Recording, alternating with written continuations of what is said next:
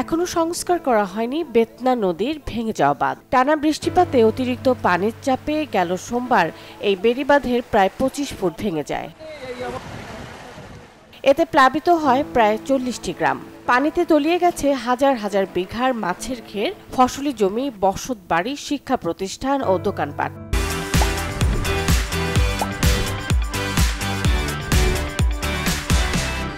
সাতক্ষীরা সদর উপজেলার ভেতরে একটা মরা নদীর ভেড়িবাঁধ ভেঙে গেছে, আর এই ভেড়িবাঁধ ভেঙে যাওয়াতে প্লাবিত হয়েছে ফসলি জমি, ধানের ক্ষেত, বসত বাড়ি। আমাদের কোনো কিছুই নেই, আমরা একেবারে সর্বশান্ত হয়ে গেছি।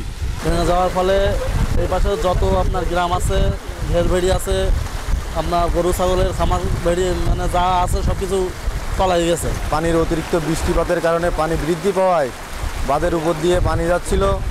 পরে আমরা রাতে জানতে পেরে সবাই এসে সকাল থেকে কাজ করে মনে করেন আমরা নিজেরাই এই বাঁধ তৈরি করছি। ভুক্তভোগীদের অভিযোগ, বাঁধ মেরামতে কোনো উদ্যোগই নিচ্ছে না পানি উন্নয়ন বোর্ড। আমাদের যে ভেড়িবাঁধ এখন এই 3 দিন হয়ে গেছে, এখনো আসলে বাঁধার কোনো পরিকল্পনা হয়নি এবং চেষ্টা চলতেছে। তারই মধ্যে আমার ইউনিয়নটাই ধ্বংস হয়ে গেছে। মানুষের যে ক্ষয়ক্ষতির যে একটা মানে চরম আকারে পৌঁছে যাচ্ছে, এটা বলার কোনো সুযোগ নেই। তা আমি অনুরোধ করব প্রশাসনের কাছে যে যত দ্রুত সম্ভব আমাদের এই বাঁধটা আজকে সন্ধ্যার ভিতরে যদি আটকানো না হয়, তারও মারাত্মক ধরনের ক্ষয়ক্ষতির সম্ভাবনা হবে বলে আমি মনে করি। আর বাঁধ মেরামতে বরাবরের মতো দায়সারা জবাব পানি উন্নয়ন বোর্ডের। গত তারিখে ওভারটপিং হইতেছিল দুটি জায়গা থেকে। প্রাথমিকভাবে আমরা জিও সিনথেটিক ব্যাগ দিয়ে সেটাকে মেরামত করে ঠেকিয়ে রেখেছি এবং রাতে হঠাৎ করে এরই পাশে 25 মিটার অংশ হঠাৎ করে ভেঙে যায় এবং সেই ভাঙ্গার মেরামত প্রস্তুতি হিসাবে আমরা বাঁশ, বল্লি, জিও রোল স্টক করেছি এবং এই মুহূর্তে বৃষ্টি এবং কিছু প্রতিকূল পরিবেশের কারণে এখনও এটা বন্ধ করা সম্ভব হয় নাই, তবে অতি সত্বর এটা আমরা বন্ধ করার চেষ্টা করব।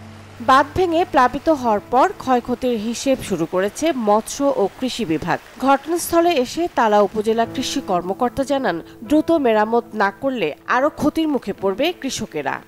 সম্পূর্ণ অঞ্চলটাই নিমজ্জিত হয়েছে। এখানে আমাদের ঘেরের পাড়ে সবজি ছিল প্রায় 110 হেক্টর, সেখানে আমাদের প্রায় 70 হেক্টর জমি আমরা একেবারে নষ্ট হওয়ার আশঙ্কায় আছি এবং আমাদের আমন ছিল 200 হেক্টর, সেটাও পানির নিচে নিমজ্জিত এবং এমনি সবজি ছিল আমাদের 200 হেক্টর, সেখানে আমাদের 40-50 হেক্টর কিন্তু অলরেডি পানির নিমজ্জিত। এই জন্য আমরা এইটা সম্পূর্ণ নষ্ট হওয়ার আশঙ্কায় আছি।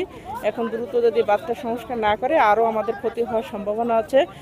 মৎস্য বিভাগ বলছে, সাতক্ষীরা সদর উপজেলার বীরেরপোতা এলাকায় বেতনা নদীর বেড়িবাঁধ ভেঙে লোকালয়ে পানি ঢোকায় প্রাথমিকভাবে ৬,৩৩৫ বিঘার মাছের ঘের ক্ষতিগ্রস্ত হয়েছে।